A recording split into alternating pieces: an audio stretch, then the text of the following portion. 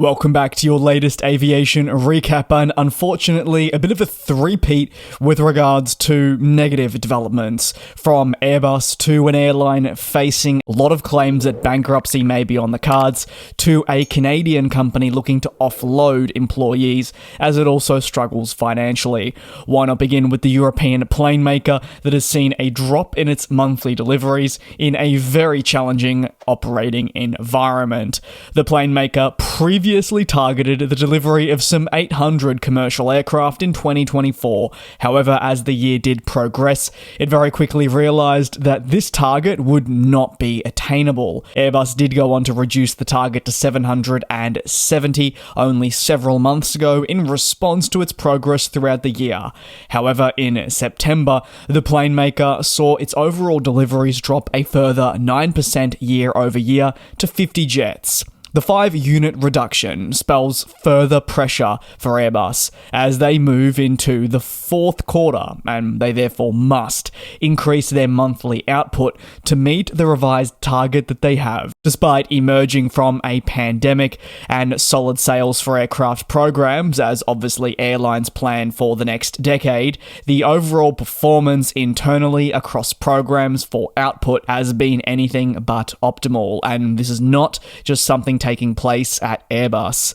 The last several years have seen plane makers such as Airbus plagued with issues after issue that has negatively affected its ability to perform.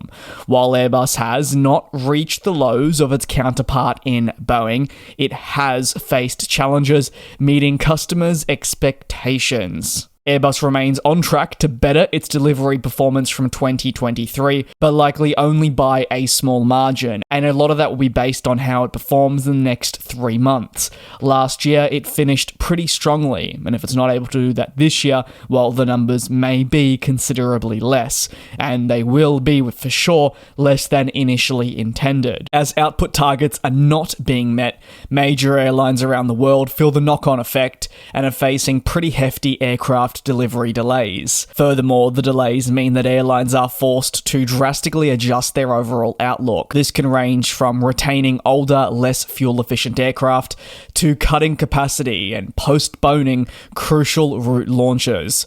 The ramifications and possible losses in market share are a pretty hefty impact, and also we see finances on every quarter. In some cases, airlines have begun seeking compensation from manufacturers for the damages they are facing because of the delays and lack of certainty regarding a time frame for the eventual acquisition of these new aircraft. Moving over to an airline which, not for the first time, is facing claims that bankruptcy protection could be on the cards, and that relates to major US airline Spirit. This talk is really primarily driven by a merger rejection for a prospective deal you may recall that was set to take place between them and JetBlue. Following this collapsing, there's been a great deal of uncertainty on Spirit Airlines' future outlook as they've been struggling, and with no intervention from another company, how would they survive on their own? The Wall Street Journal reported only around a week ago that now there are bankruptcy filings likely to occur at some stage. While such a significant decision will not be imminent according to this report, it would only follow a continued worsening situation at the company. While it is not necessarily struggling to stay afloat right now, it is struggling to perform in an optimal manner that would allow it to be sustainable for the long term. That's why, unfortunately, reports such as these are not going to come as a massive shock. If you've been closely watching Spirit Airlines, you'll know that they've been up against it, and finding a way to change that is going to prove tricky. They believe that the JetBlue merger was the way out. Per Spirit Airlines, they're obviously going to not validate such reporting. They do say it's pure speculation, and they're fully committed to turning around their fortunes. JetBlue and Spirit's deal would have been huge for both airlines, as I mentioned, but arguably the latter in Spirit was seen to gain more. When the multi-billion-dollar transaction was rejected due to concerns about competition and the impact, Spirit was thrown into disarray.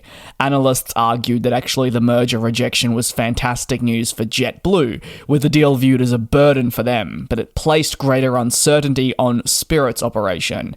One of the toughest parts of the business that I'm talking about today is the really dealing with competition in what is a highly competitive sector of our industry. Across North America, you need to remember that there are many leading carriers looking to take valuable market share away from each other, and all of them have solid backing that makes them a force to be reckoned with. Spirit Airlines cites this competition as a reason why it is losing money, and those losses are continuing to mount with every passing quarter. It also states that oversupply of airline seats on a domestic scale and even changes in trends for leisure flying are all affecting its ability to really succeed. You'd argue there's much more to it than just that, and what the future holds for Spirit Airlines is going to be fascinating to see unfold. You're obviously going to sit here and wish the absolute best for the employees and team and hope that this report doesn't have any substance behind it.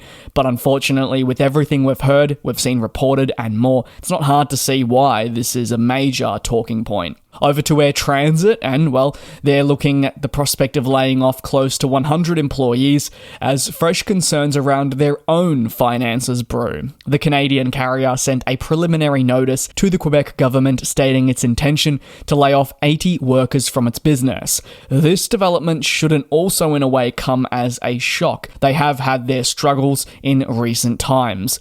The tour operator has been hurt by the engine crisis, but one of the more underlying problems has been competition, which despite a lot of consolidation and even collapse within the Canadian sector, hasn't really improved the airline's overall ability to succeed. Canada is very much Air Canada and WestJet's home, and other companies, no matter their backing or business model, do really struggle. Air Transat says that if these layoffs were to occur, they wouldn't have an impact on regular flying. Furthermore, the carrier has highlighted that this move can really be seen as a precautionary measure. Informing the Quebec Ministry means that this is a move under provincial jurisdiction, not Air Transat's federal jurisdiction. The airline has been reporting losses throughout this year, which are expected to continue and were expected to begin with. Remember, you have those engine difficulties aboard A321neo aircraft and many other complexities. While revenues have increased on a consistent basis, this part of the business that is seeing successes aligns with pretty much what every other airline has been reporting. It does feel like deja vu with every passing quarter. We are seeing major airlines report record revenues, but unfortunately for Air Transat, they've also seen a rise in expenses, and this has hurt them the most, because frankly, finding a balance between the two has proved to be quite a challenge. The Canadian aviation sector, as I touched on, is really dominated by Air Canada and WestJet, and proves time and time again to be very unforgiving at the best of times. So for Air Transat, they need to stabilize in these areas to ensure that they have long-term viability within the industry. Thank you very much for your support here on the channel. It is certainly appreciated. Take care, be safe. I'll see you same place, same time tomorrow for your latest industry news. And we'll fly.